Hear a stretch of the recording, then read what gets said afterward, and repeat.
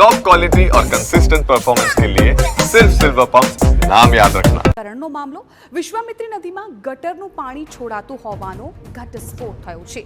શુદ્ધિકરણની કામગીરી વચ્ચે નદીમાં છોડાઈ રહ્યું છે ગટરનું પાણી। મનપાને 13 જેટલા સ્થળો ડ્રેનેજ પોઈન્ટ મળી આવ્યા। ડ્રેનેજ પોઈન્ટ દૂર કરવા તંત્રની કામગીરી। સમગ્ર મામલે મ્યુનિસિપલ કમિશનરનું નિવેદન, ડ્રેનેજ પોઈન્ટ વહેલી તકે દૂર કરવામાં આવશે। लगभग 13 पॉइंट्स प्लग करवानी जरूरियात है। नाનું મોટું જે સ્લમ્સમાંથી જે ડ્રેનેજ પાણી આવે છે એને પ્લગ કરીને જે મેઇન ડ્રેનેજ કેનાલમાં નાખવા માટે પણ અમે પ્લાનિંગ કરી રહ્યા છે। એટલે ડ્રેનેજના ટીમને પણ સાથે લઈને જ આવ્યા છે।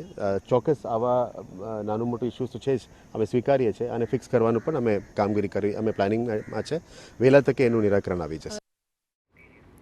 તો વડોદરામાં એક તરફ વિશ્વામિત્રી નદીના શુદ્ધિકરણની કામગીરી શરૂ છે, બીજી તરફ વિશ્વામિત્રીમાં ડ્રેનેજના પાણી છોડવામાં આવતા હોવાનો ઘટસ્ફોટ થયો। મનપાને શુદ્ધિકરણની કામગીરી વખતે 3 જેટલા સ્થળે ડ્રેનેજ પોઈન્ટ મળી આવ્યા, ત્યારે વિશ્વામિત્રીને દૂષિત કરનાર શખ્સો વિરુદ્ધ કાર્યવાહી ક્યારે થશે તે સવાલ ઊભો થયો। એક તરફ વિશ્વામિત્રી શુદ્ધિકરણની કામગીરી ચાલુ છે, બીજી તરફ ડ્રેનેજના પાણી વિશ્વામિત્રી નદીમાં છોડવામાં આવી રહ્યા છે। જો આ પ્રકારના જ દ્રશ્યો કાયમી જોવા મળે તો કદાચ વિશ્વામિત્રીની શુદ્ધિકરણનું જે સ્વપ્ન છે તે કદાચ સ્વપ્ન જ રહી જાય તે પ્રકારના દ્રશ્યો જોવા મળી રહ્યા છે। વડોદરા મહાનગરપાલિકાએ 13 જેટલા આવા પોઈન્ટને આઈડેન્ટિફાઈ કર્યા છે કે જ્યાં આગળ ડ્રેનેજના પાણી સીધા વિશ્વામિત્રીને ભળી રહ્યા છે।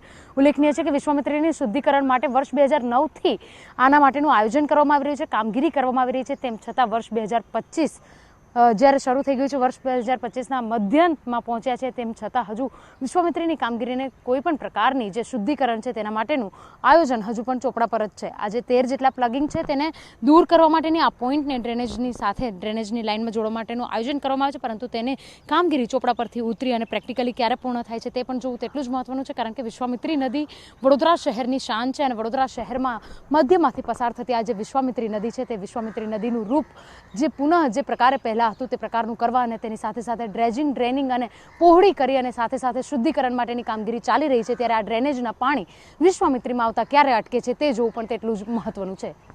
કેમેરા પર્સન રોહિત ગોયલ સાથે અંજલિ ઓઝા, TV9 વડોદરા। સમાચાર રાજકોટથી મળી રહ્યા છે કે જ્યાં સરદાર ગામ